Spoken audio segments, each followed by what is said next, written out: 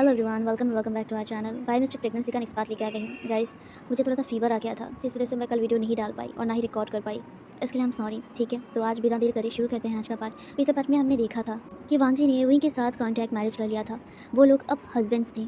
Wing पहले पहले shock ज़रूर हुआ था, लेकिन बाद में उसने एडजस्ट करने का सोचा था, क्योंकि वो अपने बेबी से अलग नहीं होना चाहता है। इसीलिए उसने उस कॉन्ट्रैक्ट पेपर पर साइन कर दिया था, मैरिज पेपर पे। वो अपने बेबी के साथ रहना चाहता है।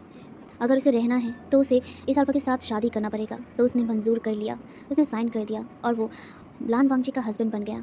विंग कंफ्यूज था कि ये अल्फ़ा उसके साथ कॉन्टैक्ट मैरिज किया, उसके साथ रहा, उसे क्लोज आया, उसे टच करना, उसे किस करना, उसे इस तरह अपने पास रखना विंग को समझ नहीं आ रहा था। लेकिन वो एक चीज़ तो जानता है कि इस अल्फ़ा का टच उसे बहुत ज़्यादा अच्छा लगता है। उसका किस करना, उसे छूना वो पसंद करता है, एंजॉय करता है। ये वो कभी-कभी सोचता था कि शायद ये उसके प्रेगनेंसी की वजह से है, उसके हार्मोन्स ऐसे हैं इसलिए, लेकिन या फिर वो खुद नहीं जानता है। ये वो नहीं जानता उसकी फीलिंग्स क्या है। खैर, यहाँ पे अब हमें थोड़ा टाइम स्किप करते हुए दिखाया जाता है। तुरंत 2 दिन बाद विंग लैंड मेंशन आ गया था, मतलब वांगजी ने उसे लैंड मेंशन ला दिया था। लैंड मेंशन पहले दिन आने के बाद ही विंग को थोड़ा बहुत अजीब लगा था, क्योंकि उसे स्वागत करने के लिए कोई आया ही नहीं था। मतलब इतने बड़े मेंशन में कोई है ही नहीं, विंग को लग रहा था। विंग आने के बाद थोड़ा बहुत नर्वस भी था, जहाँ पे वांगजी ने विंग का हाथ पकड़ के रखा था, उसकी सपोर्ट बनते हुए। इसीलिए विंग थोड़ा बहुत रिलैक्स भी था। लेकिन वो पूरे महल को दिखता है, आई मीन पूरे मैंशन को दिखता है। ये मैंशन बहुत बड़ा था, बहुत सुंदर भी था। गोल्डन एंड वाइट कलर में डेकोरेट किया हुआ था। विंग इस मैंशन को देखकर उसे अच्छा लगा, लेकिन ये महल, मतलब यार महल क्यों बोल रहा हूँ, मतलब मैंशन बहुत ज़्यादा ही खाली जैसा था। मतलब होता है ना कि इतने बड़े घर में लोग होना एक्सपेक्टेड है, लेकिन विंग यहाँ पे कोई दिख ही नहीं रहा था। खैर, फर्स्ट डे आने के बाद विंग को वांगजी अपने रूम पे लेके गया था। विंग ने वांगजी का रूम देखा था। वांगजी का रूम बहुत बड़ा एंड बहुत ज़्यादा सुंदर भी था। मतलब ज़्यादा चीज़ों से एकदम डेकोरेट तो नहीं था, लेकिन जो भी चीज़ उस रूम में सजाए गए थे वो बहुत ज़्यादा एक्सपेंसिव है, ये विंग समझ गया था। एंड बहुत ही सुंदर तरीके से डेकोरेट किया गया है। एंड विंग इसे देखकर अच्छा लगा।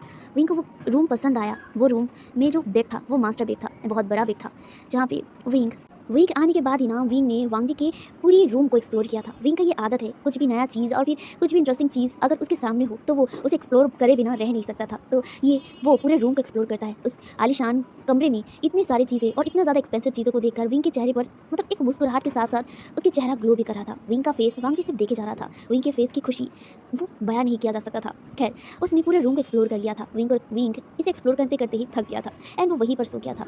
विंग ने सोचा था कि शायद इस मेंशन में कोई रहता ही नहीं है, इसीलिए विंग ने ज़्यादा नहीं सोचा था एंड वो सो गया था। उसके सोने के बाद वांगजी भी एकदम मतलब फ्रेश होकर सो गया था। उसके बाद नेक्स्ट डे वो बहुत देर से उठा था। विंग तकरीबन 12 बजे उठा था एंड तब तक तो वांगजी नहीं रह सकता था। वांगजी ऑफिस चला गया था एंड विंग उस लैंड मेंशन में था। विंग नींद से उठने के बाद अंगड़ाई लेते हुए फ्रेश होने चला गया था। वो फ्रेश होकर जो रोब्स उसके लिए लाए गए थे वो उस रोब को वेयर करता है। उसके बाद वो बाहर आता है। बाहर आके वो पूरे लैंड मेंशन को देखता है। लैंड मेंशन तब भी खाली था। विंग को अजीब लगा कि इतने भारी घर में वांगजी सिर्फ अकेला रहता है। खैर, वो नीचे आया था। नीचे आने के बाद वहाँ पे बहुत सारे मेट्स थे एंड वो विंग को देखकर ग्रीट कर रहे थे। विंग ने नोट कर दिया था, ऑफ कोर्स इतने बड़े घर में कोई तो है, ये देखकर उसे अच्छा लगा। खैर, वो मतलब जाने वाला था, तभी मेट्स ने रोककर उसे ब्रेकफास्ट करने के लिए बोल दिया था, जहाँ पे वांगजी ने स्ट्रिक्टली बोल दिया था कि उसे ब्रेकफास्ट करके जाना है। इसीलिए वांगजी की बात को मानते हुए विंग ने तुरंत ही ब्रेकफास्ट कर लिया। करने के बाद वो बाहर जाने वाला था, तभी उसे किसी ने रोक लिया था। विंग पीछे मुड़ता है, वहाँ पे एक लेडी थी। उस लेडी को विंग पहचान नहीं पाया। वो उस लेडी को कन्फ्यूजिंगली देखने लगा था, जहाँ पे वो लेडी आकर विंग के सामने खड़ी हो गई थी। जहाँ पे विंग ने कन्फ्यूजिंगली कहा था, क्या? हाँ, बोलिए। जहाँ पे वो लेडी ने कहा, तुम कौन हो और तुम यहाँ क्या कर रहे हो? जहाँ पे ये सुनकर विंग थोड़ा कन्फ्यूज था, लेकिन वो कहता है मुझे वो बस ऐसे ही मतलब हकला रहा था, वो क्या कहे उसे कुछ समझ नहीं आ रहा था। तभी उस लेडी ने कहा अपने स्टन एंड करेक्ट वॉइस में, गार्ड्स इसे लेकर अभी के अभी बाहर फेंक दो। ये सुनकर विंग हैरान हो गया था और शॉक भी, और वो उस लेडी को कंफ्यूजिंगली और शॉकिंगली देख रहा था। अभी इस लेडी ने क्या कहा, धक्के मार के बाहर निकाल दो। विंग शॉक था और वो मुझसे कुछ कह भी नहीं पा रहा था, क्योंकि उसे कोई शब्द ही नहीं मिल रहे थे कि वो बोले।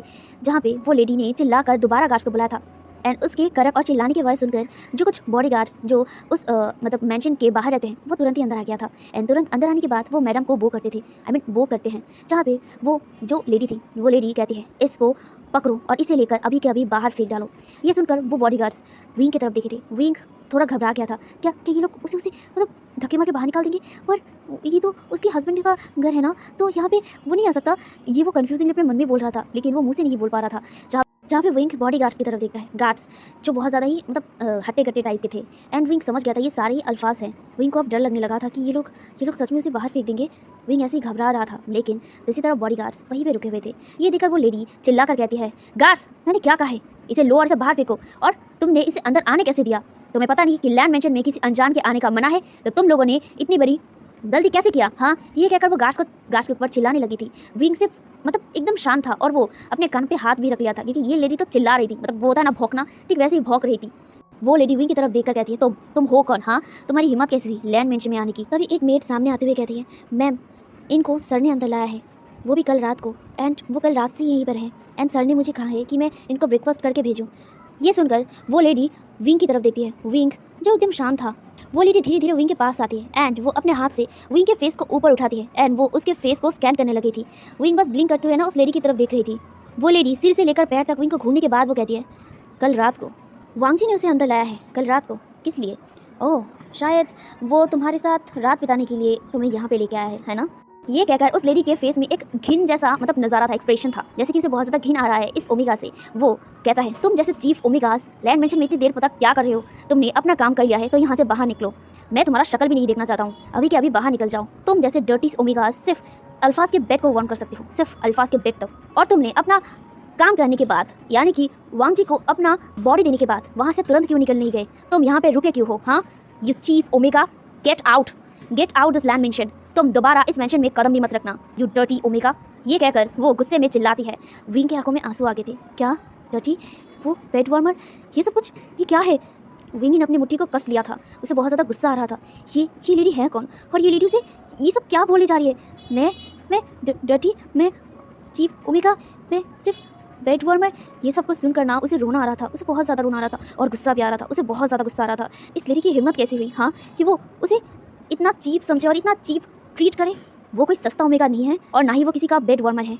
वो ऐसे ही इस सब चीज़ों को बर्दाश्त नहीं कर सकता है। विंग बचपन से ही बहुत ज़्यादा ही सम्मान से भरा हुआ है। हालांकि वो अपने ग्रैंडपा और ग्रैंडमा के साथ रहता था, लेकिन वो अपने आप को भी रिस्पेक्ट करता था। तो अपने रिस्पेक्ट को, अपने इज्जत को इतना गंदा ट्रीट होते हुए देखकर वो कैसे अपने आप को रोक पाए? वो भी और अपने गुस्से को कंट्रोल नहीं कर पाता है। वो चीख कर कहता है, शट अप। विंग ने ये बहुत ज़ोर से बोला था, इतना ज़ोर से कि उसकी वॉइस पूरे लैंड मेंशन में गूंज उठी थी। विंग के आंखों में जितना आंसू था उससे कई ज़्यादा गुस्सा था। वो गुस्से में उस लेडी के सामने आती है और वो कहती है, आपने बहुत बोल लिया, मुझे नहीं पता कि आप हो कौन और ना ही मुझे कोई इंटरेस्ट है जानने का, बट आप इस तरह मुझे इंसल्ट नहीं कर सकते हैं। आप हो सकते हैं कोई अमीरजादी, अमीर की बिगड़ी हुई कोई लेडी, लेकिन मैं नहीं हूँ। मैं अमीर भी नहीं हूँ और मैं चीफ भी नहीं हूँ और ना ही मैं कोई बेड वार्मर हूँ। आपकी ये घटिया बातें आपकी घटिया सोच को दर्शाती है। मैं आपकी तरह नहीं हूँ, हर एक ओमेगा को और अल्फाज को रिस्पेक्ट करता हूँ। आपकी तरह ऐसे ही किसी ओमेगा को बिना जाने बिना सुने अपमान नहीं करता हूँ, ह्यूमिलेट नहीं करता हूँ जिस तरह आप कर रही हैं। और रही बात कि मैं यहाँ क्या कर रहा हूँ और क्यों हूँ, तो आप मिस्टर लैंड से ही पूछ लीजिएगा कि मैं हूँ कौन, क्योंकि मैं ये जवाब देने में इंटरेस्टेड नहीं हूँ और ना ही मुझे कोई ज़रूरत है इसका आंसर देने का। ये कहकर विंग वहाँ से चुपचाप जाने लगा था। विंग बहुत ज़्यादा गुस्सा हो गया था, बहुत ज़्यादा। उसे अभी भी बहुत ज़्यादा गुस्सा आ रहा था। आज तक किसी ने उसे इस तरह से ह्यूमिलेट नहीं किया है जो इस लेडी ने किया है। उसे बहुत ज़्यादा गुस्सा आ रहा था, वो गुस्से में बस जा रहा था। दूसरी तरफ वो लेडी तो अपने मुट्ठी को टाइट कर लेती और वो गुस्से में बस विंग को जाते हुए देख रही थी। विंग जो बस जा ही रहा था, तभी उसे महसूस होता है कि किसी ने उसके हाथ को बहुत ही टाइटली पकड़ लिया था। विंग पीछे मुड़ता है, यहाँ पे वही लेडी थी। वो लेडी विंग को खींच कर अपने सामने लाती है और वो चीख कर कहती है, हाउ डेयर यू, हाँ तुम्हारी हिम्मत कैसे हुई मुझसे इतने ज़ोर से बात करने की? तुमने मुझसे इतनी ऊंची आवाज़ में बात करने की ज़रूरत भी कैसे की? तुम्हें पता है मैं कौन हूँ? हाँ, मैं लैंड मेंशन का ओनर हूँ, लैंड कंपनी का ओनर हूँ, लैंड इशिंग नाम है मेरा। इशिंग को बिल्कुल पसंद नहीं कि कोई उसके ऊपर ज़ोर से चिल्लाए, खास करके वो सब लोग जो चीफ ओमेगास होते हैं, जैसे कि तुम हो। तुम एक चीफ ओमेगा हो, सिर्फ एक बेड वार्मर, और तुम जैसे बेड वार्मर्स वो सिर्फ ईशिंग को चिल्लाए, ईशिंग के ऊपर चिल्लाएगी। ऐसी हिम्मत कैसे की तुमने? ज़रूरत भी कैसे की? हाँ, तुम्हें इसका सज़ा ज़रूर मिलेगा तुम्हें। मैं ये कहकर ईशिंग अपने हाथ को उठाकर विंग को मारने ही वाली थी, तभी ईशिंग चिल्ला उठी थी। विंग जो अपने आंखों को बंद कर लिया था कि उसे अब एक थप्पड़ मिलेगा, तभी वो तुरंत अपने आंखों को खोल लिया और वो सामने देखा। सामने कोई खड़ा था जो बहुत गुस्से में था, बहुत ज़्यादा, इतना ज़्यादा कि ईशिंग की चीख निकल गई थी। ईशिंग दर्द में कराहते हुए कहता है, आह छोड़ो, ये क्या कर रहे हो तुम? जहाँ पे सामने जो इंसान खड़ा था ना, वो गुस्से में कहता है, तुम्हारी हिम्मत कैसी हुई अपना ये हाथ मेरी ओमेगा के ऊपर टच करने की? हाउ डेयर यू, तुम्हें किसने परमिशन दिया मेरे वाइफ को थप्पड़ मारने की और इतनी ह्यूमिलेशन देने की? ये कहकर वो इंसान ईशिंग के हाथ को इतना टाइटली पकड़ लिया था कि उसकी हाथ एकदम वाइट हो रहा था, बहुत ज़्यादा वाइट। ईशिंग दर्द में चिल्लाते हुए कहती है, वांची छोड़ो मुझे, ये सब तुम क्या? लेकिन उससे ज़्यादा और वो बोल नहीं पाई, क्योंकि वांची जो वहाँ पे आ गया था उसने एक ज़ोरदार धक्का, इतना ज़ोर से धक्का दिया था कि ईशिंग एकदम ज़मीन से लुढ़कते हुए गिर गई थी। जहाँ पे वांगजी जो विंग के सामने खड़ा था, वो गुस्से में कहता है, दोबारा अगर तुमने मेरे ओमेगा को इतना ह्यूमिलेट और उसे छूने की भी कोशिश किया ना, इस बार तो मैंने तुम्हारे हाथ को पकड़ा है, लेकिन दूसरी बार मैं तुम्हारे गले को पकड़ूंगा। वो मेरा वाइफ है कहकर वांग जी विंग के हाथ को पकड़ता है एकदम स्ट्रांगली और उसके बाद वो सबकी तरफ देखते हुए कहता है ये मेरा वाइफ है, इसके साथ उतने ही रिस्पेक्ट से बात करना जितना मुझे करते हो। अगर मुझे एक बार भी पता चला कि तुम लोग मेरे ओमेगा से डिसरेस्पेक्टफुली बात करे हो, उस दिन तुम लोगों का आखिरी दिन होगा, याद रहे।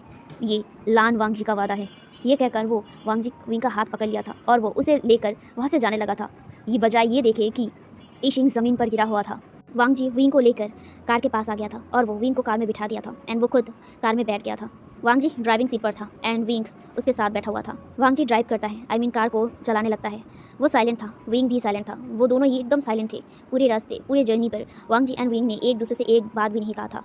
विंग देख सकता था कि वांग जी अपनी मुट्ठी को टाइट कर रहा है, वो भी स्टीयरिंग व्हील पर, लेकिन उसने कुछ नहीं कहा। पूरे जर्नी पर वो दोनों एकदम साइलेंट थे। एकदम माहौल बहुत ज़्यादा ठंडा था, लेकिन उस माहौल में भी बहुत ज़्यादा ही बेचैनी थी। विंग के लिए तो ये बेचैनी ही था। खैर वो एकदम साइलेंट था। कुछ देर तक ड्राइव करने के बाद वांग जी ऑफिस के सामने पहुंच गया था। वांग जी चुपचाप विंग के जो बेल्ट था उसे खोल दिया था और वो खुद बाहर आ गया था। वांग जी के साथ साथ विंग भी बाहर आ गया था। वांग जी से पहले ही विंग अंदर चला गया था और विंग के पीछे पीछे वांग जी भी जा रहा था। वो दोनों ना ही एक दूसरे को देख रहे थे और ना ही एक दूसरे से कोई बात कर रहे थे। वो दोनों ही चुपचाप ऑफिस के अंदर चले गए थे। ऑफिस के अंदर जाने के बाद विंग हमेशा की तरह अपने कामों को करने लगता है। जैसे कि आज 2 मीटिंग्स थी बहुत इंपॉर्टेंट। वो सारे फाइल्स को रेडी कर रहा था एंड सारे डॉक्यूमेंट्स को। वो चुपचाप बैठ के बिना कोई बात किए, बिना कोई एक्सप्रेशन के सारे काम कर रहा था। वांग जी वो भी बिना कुछ कहे अपने काम में लग गया था। वो लैपटॉप में काम कर रहा था। कुछ टाइम बाद वांग जी बार बार देख रहा था। विंग ने एक बार भी वांग जी की तरफ नहीं देखा और ना ही एक बार भी कोई बात बोली है। बस वो चुपचाप बैठ के काम करने लगा था। वांग जी तो इम्पेशेंट होने जा रहा था। वांग जी मतलब अपनी चेयर पे बैठकर जो सब काम उसका हमेशा रहता है वो वही करने लगा था एंड वो साथ ही साथ बार बार विंग की तरफ देख रहा था। विंग तो कोई बात नहीं कर रहा था, लेकिन विंग की ऐसे चुप्पी को वांग जी बर्दाश्त नहीं कर पा रहा था। वो कब से साइलेंट था, मतलब हाँ वांग जी साइलेंट है, वो हमेशा ही साइलेंट जगह पसंद करता है, लेकिन अब उसकी थोड़ी बहुत आदत हो चुकी है वांग जी का, मतलब विंग के साथ बिना बात किए या फिर कैसा, क्योंकि बिना बहस किए ना अच्छा नहीं लगता था। तो अभी वो ऐसा हो रहा था कि वांग जी का कैरेक्टर विंग निभा रहा है, मतलब विंग एकदम साइलेंट जैसा और कोल्ड फेस बना के रखा है, जहाँ पे विंग को ऐसे देखकर वांग जी को बिल्कुल पसंद नहीं आया। वांग जी विंग के चेहरे पर स्माइल करना पसंद करता है, तो अभी ये लड़का ऐसे एकदम मूर्ति की तरह क्यों बैठा है। बस वो अपने मन ही मन ये बोल रहा था। उसके हाथ में एक पेन था जिसे वो फाइल को देख रहा था और वो बस अपने हाथ से वो जो पेन था उसे हिलाने लगा था। पेन से खेल रहा था। वो बार बार फाइल को एक बार और एक बार विंग की तरफ देख रहा था। वो इंतज़ार कर रहा था कि एक बार विंग उसकी तरफ देखे, लेकिन वो देख ही नहीं रहा था। बस अब बहुत हो गया था। वांग जी अब और बर्दाश्त नहीं कर सकता है। विंग टोटली 2 घंटे से वांग जी को इग्नोर किए जा रहा था। वैसे मैं बता दूं, यहाँ पे वांग जी ने विंग को अपने ही मतलब ऑफिस रूम में काम करने के लिए बोल दिया था। मतलब उसका जो डेस्क था वो यहीं पे लगा दिया था। विंग का डेस्क वांग जी के जो ऑफिस रूम है वहाँ पर ही था। तो यहाँ पे विंग एंड वांग जी एक ही ऑफिस रूम में थे एंड यहाँ पे विंग दूर पे एक और डेस्क है, वहाँ पे बैठ के काम कर रहा था, कुछ फाइल्स रेडी कर रहा था और वांग जी अपने डेस्क में। तो यहाँ पे वो बार बार वांग जी विंग को देखे जा रहा था, लेकिन विंग तो कोई मतलब ना ही कुछ बोल रहा था और ना ही वो एक बार भी वांग जी की तरफ देख रहा था। तो विंग को ऐसे करते हुए देखकर वांग जी को अच्छा नहीं लगा, तो वो अब अपने लिमिट से बाहर चला गया था। तो इसीलिए वो उठकर डायरेक्ट वांग जी विंग के पास, विंग के जो डेस्क था वहाँ पे आ गया था, जहाँ पे वांग जी को अभी भी विंग ने नोटिस नहीं किया। वो अपने काम में इतना ज़्यादा खो गया था, या फिर कह सकते हो कि इग्नोर कर रहा था। जहाँ पे वांग जी विंग के सामने आकर खड़ा होता है और वो कहता है विंग, जहाँ पे विंग ने कोई भी जवाब नहीं दिया था। तो वांग जी दोबारा कहता है विंग। इस बार वांग जी की तरफ विंग देखा था, लेकिन उसके आइज़ में जैसे गुस्सा था। जहाँ पे वांग जी कहता है क्या हुआ है तुम्हें, जहाँ पे ये सुनकर विंग कहता है कुछ नहीं हुआ है सर, आप अपना काम कीजिए। जहाँ पे ये कहकर वो दोबारा काम करने लगा था, लेकिन वांग जी ने विंग का हाथ से उस फाइल को छीन लिया था और उसे साइड में रखते हुए कहता है बताओ क्या हुआ है तुम्हें। जहाँ पे वांग जी को देखकर विंग इस बार गुस्से में कहता है आपका प्रॉब्लम क्या है, मुझे आप बता सकते हैं, मतलब आप क्या चाहते हैं और क्या चाहते हैं आप, मैं और क्या करूँ आपके लिए। मैं आप घुटनों पे आ जाऊँ और आपके पैर को पकड़ के बोलूँ कि मुझे प्लीज़ शांति दीजिए। आप क्यों मुझे ऐसे परेशान कर रहे हैं। आपने जो बोला मैंने वही तो किया ना। आपने मुझे बोला कि मैं आपको शादी कर लूँ, मैंने कर लिया। मैंने आपके उस कॉन्ट्रैक्ट पेपर पर साइन भी कर दिया। आपने मुझे बोला कि मैं लैंड मेंशन आके रुकूँ, तो मैं वो भी करने लग गया। तो आप क्या चाहते हैं, मैं और क्या करूँ आपके लिए।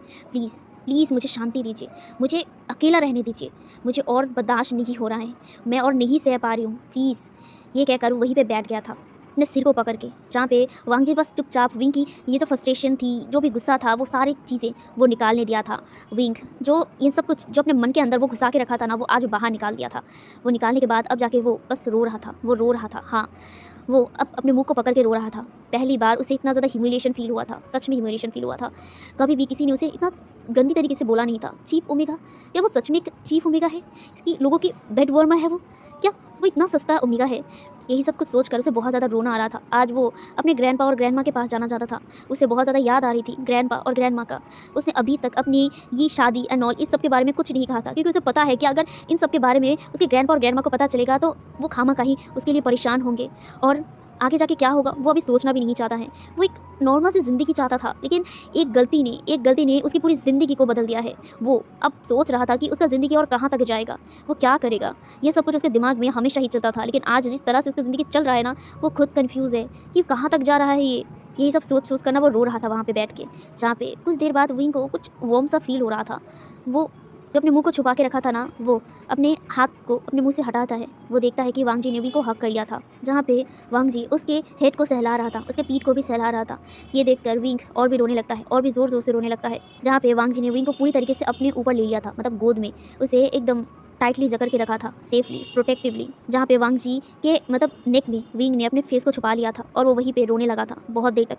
तकरीबन बहुत देर तक रोने के बाद वो शांत होता है और वो वांग जी के नेक पर ही ना मतलब अपने मुँह को रखकर ही सिसकियाँ लेने लगा था। कुछ देर तक सिसकियाँ लेने के बाद वो अपने आप को पूरी तरीके से शांत करने के बाद वो वांग जी से थोड़ा सा अलग होता है और वो अपने आंखों के आंसू को पोंछता है, जहाँ पे वांग जी विंग के फेस को पकड़ता है और वो उसके फॉरहेड पर किस करते हुए कहता है, I am sorry, I am really very sorry wing.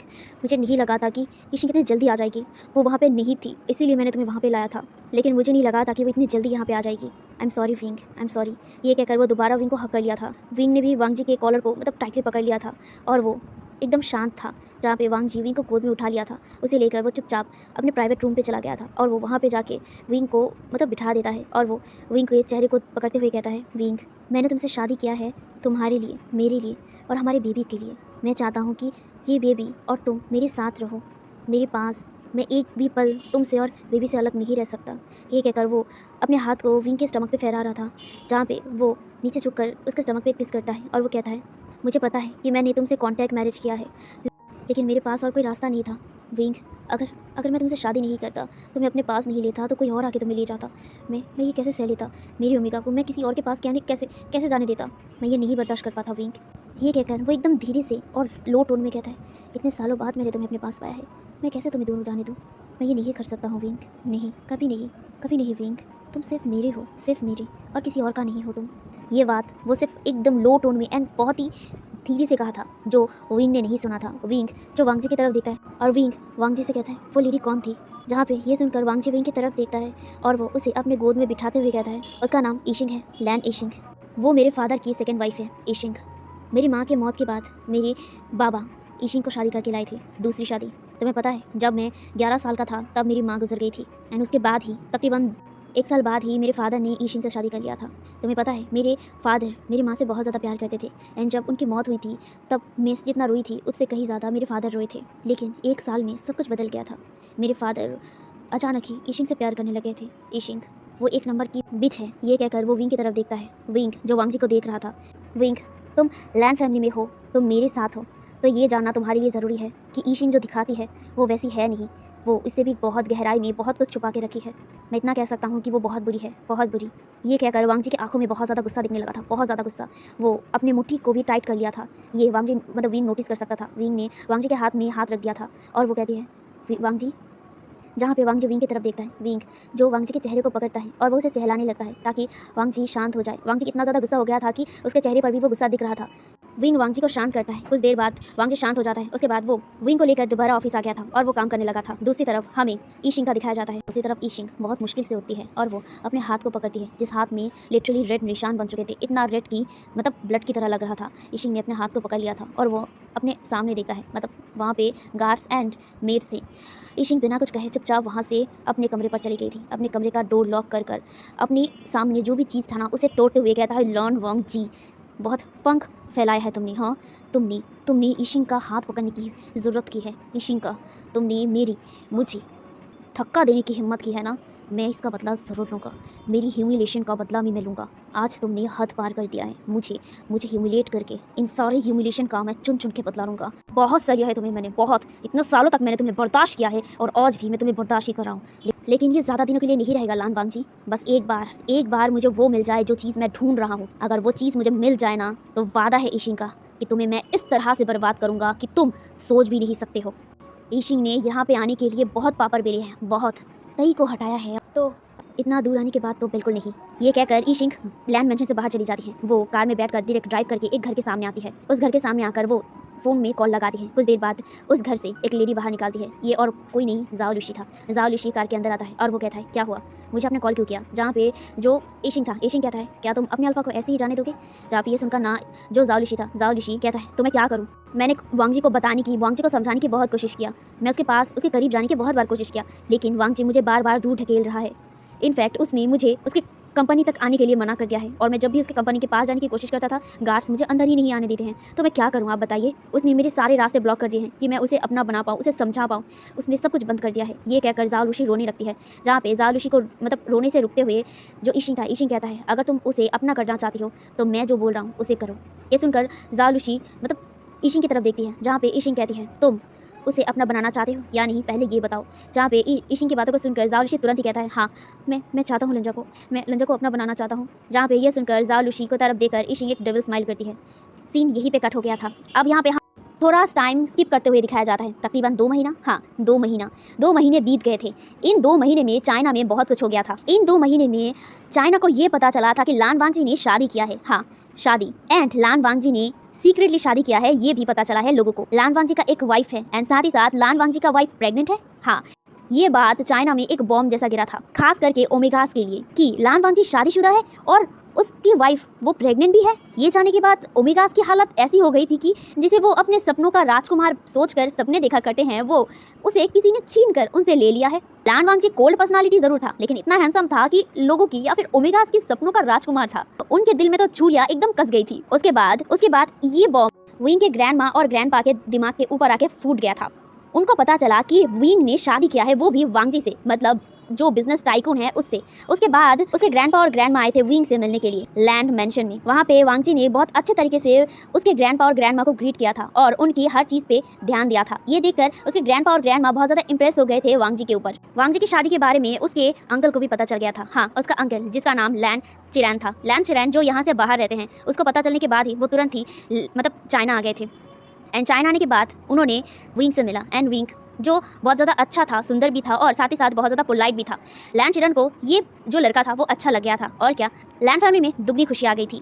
कुछ लोग खुश थे तो कुछ लोग नहीं थे, और जो लोग खुश नहीं थे वो बस दिखावा कर रहे थे। ये किसी को मतलब महसूस हो या ना हो, लेकिन किसी एक को ये महसूस हो गया था, लेकिन उसने कुछ नहीं कहा था। खैर, इन 2 महीना तो इसमें ही बीत गया था। 2 महीने बाद आज लैंड मेंशन को पूरी तरीके से और सुंदर तरीके से सजाया गया था, क्योंकि आज होने वाला था वहाँ पे एक पार्टी कम 2 लोगों के लिए कोई खास डे। हाँ, आज यहाँ पे विंग एंड वांगजी का इंट्रोडक्शन होने वाला है, वो भी पूरे लैंड फैमिली एंड मीडिया के सामने। तो इसीलिए ये पार्टी थ्रो किया गया था एंड इसे खुद लैंड चिरैन ने थ्रो किया था। लैंड चिरैन इतने दिनों बाहर इसलिए रहते थे क्योंकि वो इन सब कंपनीज और इन सब प्रेशर से दूर रहा करते थे, लेकिन अपने सबसे प्यारे नेफ्यू का शादी हुआ है और उस खुशी में वो ना रहे, वो कैसे हो सकता है। इसीलिए वो यहाँ पे आए हैं, जहाँ पे आज पार्टी होने वाला था। पूरे लैंड मेंशन को पूरी तरीके से सजाया गया था। इन 2 महीने में विंग बहुत ज़्यादा खुश था। इतनी खुशी उसे कभी नहीं मिला था, इतना प्यारा परिवार उसे कभी नहीं मिला था। यहाँ पे लैंड फैमिली में लैंड चिंगहेंजुन और लैंड शिचैन ने उसे बहुत अच्छे तरीके से ट्रीट किया था, इतना प्यार दिया था कि विंग सच में बहुत ज़्यादा खुश था। उसे सब ने अपनाया था। लैंड फैमिली में लैंड चिरैन, लैंड चिंगहेंजुन, लैंड शिचैन और लैंड ईशिंग ने। विंग शॉक हो गया था लैंड ईशिंग के बर्ताव को देखकर। लैंड ईशिंग उससे बहुत प्यार से बात कर रही थी एंड वो भी खुश दिख रही थी। विंग को ये देखकर बहुत ज़्यादा खुशी हुआ था कि लैंड ईशिंग उसे प्यार कर रही है। खैर, उसने ज़्यादा नहीं सोचा, उसने लैंड ईशिंग का प्यार भी एक्सेप्ट कर लिया था। ऊपर से वांगजी तो है ही। हाँ, इन 2 महीने में वांगजी एंड विंग का रिश्ता भी थोड़ा बहुत आगे बढ़ गया था। थोड़ा नहीं, बहुत ज़्यादा आगे बढ़ गया था। वांगजी ने विंग को ये विश्वास दिलाया कि वो विंग के साथ रहेगा और उसके बेबी के साथ भी। विंग अभी 3 मंथ और 3 वीक प्रेग्नेंट है। उसका बेबी बम्प अभी एकदम थोड़ा सा और छोटू सा है, अभी उसका स्टमक अभी शो नहीं हुआ है। खैर, विंग मिरर के सामने था। आज वो पूरी तरीके से एक वाइट कलर का 3 पीस सूट पहना था। बहुत ज़्यादा खूबसूरत विंग लग रहा था। विंग का चेहरा जितना ग्लो कर रहा था, उसके फेस में वो चमक था जो चमक सबसे ज़्यादा खूबसूरत विंग को बना रहा था। विंग के चेहरे पर स्माइल था, बहुत प्यारा सा स्माइल। विंग पूरी तरीके से रेडी हो चुका था। कुछ देर बाद उसे डोर पे नॉक सुनाई देता है। विंग जाके डोर ओपन करता है एंड वो सामने देखता है एंड उसकी आंखें बस एक इंसान पर टिक गई थी जो सामने खड़ा था। सामने एक सुंदर, एक ब्यूटीफुल और एक हैंडसम अल्फा खड़ा था। ये अल्फा और कोई नहीं, वांगजी था। वांगजी ने एक ब्लैक 3 पीस सूट पहना था। वो बहुत ज़्यादा एलिगेंट एंड हैंडसम लग रहा था। जैसे विंग वांग जी को घूर घूर के देख रहा था, ठीक वैसे ही विंग को वांग जी भी घूर घूर के देख रहा था। आई मीन दोनों ही एक दूसरे को बस घूर घूर के देखते ही रह गए थे। कुछ देर बाद वांग जी अपना घूरना बंद करके अपने हाथ को विंग की तरफ बढ़ाता है। विंग ने तुरंत ही उस हाथ को पकड़ लिया था, जहाँ पे वांग जी विंग के हाथ को पकड़कर धीरे धीरे सीढ़ियों से नीचे आता है। उनके ऊपर स्पॉटलाइट पड़ रहा था एंड वो दोनों बहुत ज़्यादा खूबसूरत लग रहे थे एक दूसरे के साथ। उस मेंशन में बहुत सारे लोग थे, बहुत सारे लोग इन्वाइटेड थे। वहाँ पे प्रेस, मीडिया सब लोग थे, लैंड फैमिली था एंड विंग के दोस्त भी थे। विंग के दोस्त नी हुसैन, वेनिंग एंड वेंचिंग भी थे। वो लोग भी बहुत पहले ही आ गए थे एंड वो लोग भी पार्टी में आए हैं, जहाँ पे वो लोग विंग को देखकर स्माइल कर रहे थे। उनके चेहरे पर बहुत प्यारा स्माइल था। आज विंग बहुत ज़्यादा खुश था, बहुत ज़्यादा, कि फाइनली उसे वो खुशी मिल रहा था जो खुशी वो चाहता था अपनी अल्फ़ा के साथ। हाँ, ये उसका अल्फ़ा है, उसने मान लिया है और कहीं ना कहीं वो ये भी मान लिया है कि वो इस अल्फ़ा से प्यार भी करता है। उस अल्फ़ा के लिए उसका दिल धड़कता है। यही सोचकर वो बस वांग जी की तरफ देख रहा था। वांग जी ने विंग का हाथ पकड़ा हुआ था। वांग जी विंग को धीरे धीरे सीढ़ी से नीचे उतारता है और उसे लेकर स्टेज पर आ जाता है, जहाँ पे सब लोग उसको उन दोनों को देखकर क्लैप कर रहे थे, तालियां बजा रहे थे, स्माइल कर रहे थे, हंस रहे थे। विंग इन सबको देख रहा था। उसकी खुशी में ये सब लोग शामिल हैं एंड सब लोग उसको देखकर स्माइल कर रहे हैं। विंग यही तो चाहता था अपनी ज़िंदगी में, वो खुशी जो हर ओमेगा का सपना होता है, अपने अल्फ़ा के साथ इन सब के सामने स्माइल करते हुए हाथ पे हाथ पकड़ के खुश रहना। यही सब कुछ सोचकर वो सबको देख रहा था। उसके चेहरे पर इतना प्यारा स्माइल था कि बस वांग जी उसे देखे जा रहा था। वांग जी विंग को देखकर एक छोटा सा स्माइल करता है, जहाँ पे विंग एक बड़ी सी स्माइल करके वांग जी को देख रहा था। इन 2 महीने में वांग जी के बारे में एंड वांग जी को बहुत अच्छे तरीके से विंग समझ गया था। उसके फेस एक्सप्रेशन के बारे में भी विंग समझ गया था। जहाँ पे वो दोनों तो खुश थे, लेकिन कोई और तो था जो खुश नहीं था। बहुत दूर से बस विंग एंड वांग जी को ही घूरे जा रहा था। बहुत देर से उसकी गुस्से का पारा इतना था कि उसके हाथ में जो वाइन का ग्लास था वो एकदम टूट गया था। उसने उसे फेंक कर तोड़ दिया था। बस वो दूर से उन दोनों को देखकर गुस्सा किए जा रही थी। कुछ देर तक उसका एक्सप्रेशन गुस्से में लाल पीला होता है। उसके बाद उसके चेहरे पर एक स्मक आ जाता है। वो स्मक करते हुए धीरे से कहता है, हंसना है हंस लो, लेकिन ये ज़्यादा दिनों के लिए नहीं है। ये कहकर वो जो इंसान था वो एक स्मक कर रहा था। डेविलिश हंसी उसके चेहरे पर थी। वो पर्सन वहीं पे खड़ा था जहाँ पे हमें विंग एंड वांग जी का दिखाया जाता है, जहाँ पे वांग जी ने विंग का हाथ पकड़ा था। उसके हाथ को पकड़ के अपने दूसरे हाथ में माइक पकड़कर उसके हाथ को बहुत ही क्लोजली लेकर अपने होठों से उसे चूम कर वो कहता है, वी वुशियान, तुम अब से मेरा वाइफ हो, मेरा ओमेगा वाइफ। मैं वादा करता हूँ कि मैं हमेशा तुम्हें खुश रखूँगा, एज ए पार्टनर मैं हमेशा तुम्हारे साथ रखूँगा। ये कहकर वो दोबारा विंग के जो हैंड था वहाँ पे किस करता है। ये सुनकर सारे लोग क्लैप करते हैं, जहाँ पे विंग का इंट्रोडक्शन होता है। इंट्रोडक्शन होने के बाद वो लोग टोस्ट करते हैं विंग एंड वांग जी के नाम पे एंड सब लोग ड्रिंक करते हैं, आई मीन रेड वाइन पीते हैं। विंग एंड वांग जी भी रेड वाइन पीते हैं। वो लोग स्माइल कर रहे थे। आज वो लोग खुश थे, जहाँ पे डांस भी स्टार्ट हो गया था। सब लोग डांस करने लग गए थे, ये पार्टी को एंजॉय करने लग गए थे। ऑफकोर्स लैंड फैमिली का पार्टी है तो बड़ा तो होगा ना, तो इसमें हर चीज़ का तैयारी था। यहाँ पे सब लोग डांस कर रहे थे। विंग एंड वांग जी भी कपल डांस कर रहे थे। वो लोग ऑफकोर्स सेंटर ऑफ अट्रैक्शन थे सबके लिए, तो वो लोग भी डांस कर रहे थे। सब लोग डांस कर रहे थे। लाइट डिम हो गई थी एंड अंधेरा हो गया था। थोड़ा बहुत हल्का हल्का रोशनी था एंड उसमें ही सब लोग एक दूसरे के साथ डांस कर रहे थे। सब लोग क्लोज होकर अपने अपने पार्टनर के साथ बहुत ही क्लोजली डांस कर रहे थे। इनफैक्ट विंग एंड वांग जी भी डांस कर रहे थे। वांग जी ने विंग के कमर पे हाथ रख दिया था और उसने एक हाथ विंग का पकड़ लिया था। विंग ने अपना दूसरा हाथ वांग जी के कंधे पर रख दिया था, जहाँ पे वो दोनों बहुत ही क्लोज होकर ना डांस कर रहे थे। वांग जी बस विंग को देखे जा रहा था, विंग की स्माइल को। उसी तरह वांग जी को विंग को ऐसे घूरते हुए देखकर उसे शर्म आ रहा था। वो ब्लश भी कर रहा था और वो खुश भी था। जहाँ पे वांग जी विंग के कानों के पास आता है और वो कहता है, विंग तुम बहुत ज़्यादा खूबसूरत लग रहे हो, बहुत ज़्यादा, इतना ज़्यादा कि मैं अपने आप को कंट्रोल नहीं कर पा रहा हूँ। ये सुनकर ना विंग का फेस और भी ज़्यादा रेड हो जाता है और वो वांग जी की तरफ देखने का हिम्मत भी नहीं कर पाता है। जहाँ पे वांग जी विंग के फेस को पकड़ लिया था और उसे ऊपर कर लिया था। विंग ने अपने सिर को नीचे कर लिया था ना, तो वहाँ पे वांग जी ने विंग के फेस को ऊपर कर लिया था और वो उसे देखने लग गया था। विंग भी वांग जी की आंखों में देखने लगा था। वांग जी धीरे धीरे विंग के करीब विंग की तरफ झुकता है और वो विंग के लिप्स पर अपना लिप्स टिका देता है।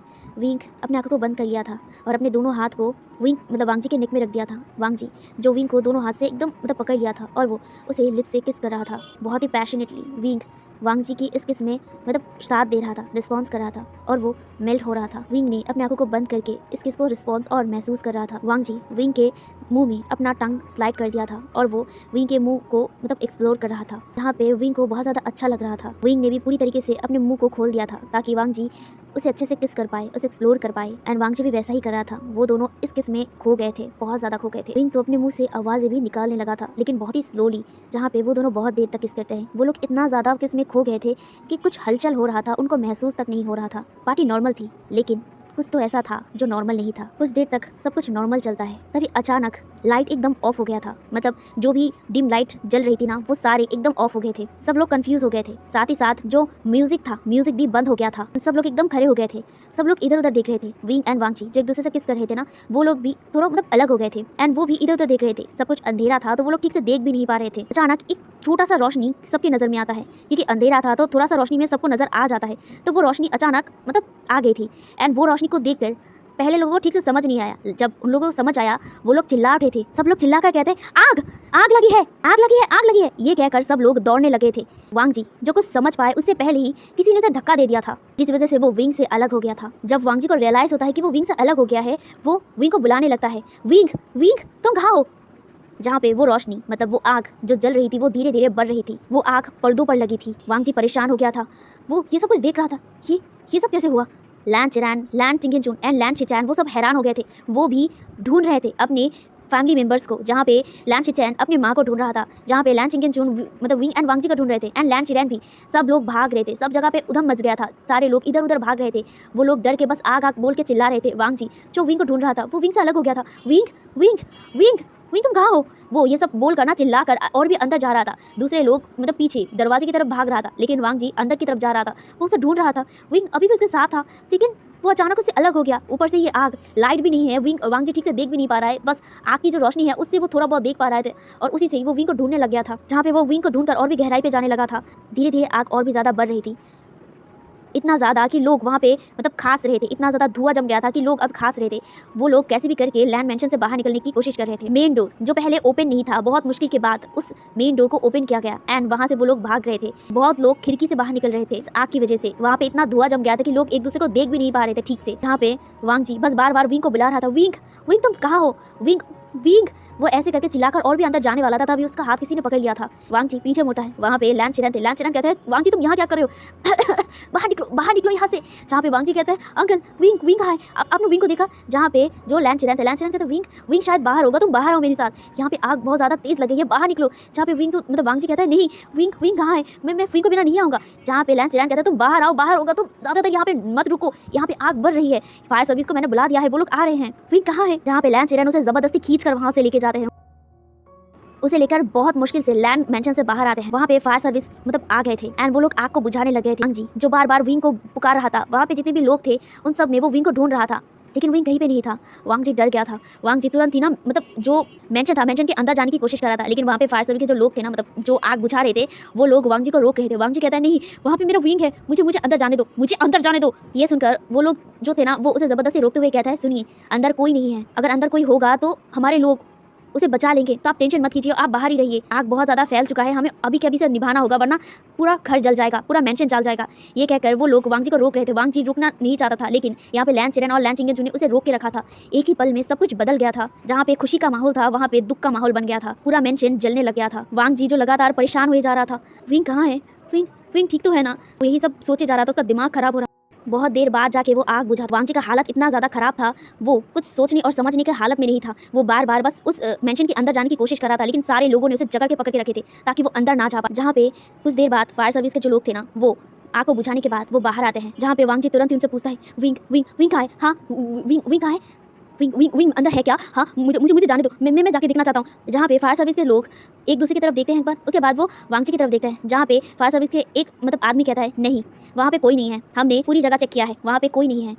जहाँ तक मेंशन में आग लगी है वहाँ पे सब कुछ ना पूरी तरीके से जल गया है, बहुत बुरी तरीके से। तो वो चीज़ हमें समझ नहीं आ रहा है, बहुत चीज़ इतने ज़्यादा राख हो चुके हैं कि वो समझना बहुत ज़्यादा मुश्किल है। इसलिए हम लोग नहीं कह सकते हैं कि वहाँ पे मतलब आपका भूमिका होगा या नहीं। ये सुनकर वांगजी एकदम शांत हो गया था और वो उस आदमी की तरफ देख रहा था। वो आदमी ये कहकर सब कुछ समेट करना बस वहाँ से चला जाता है।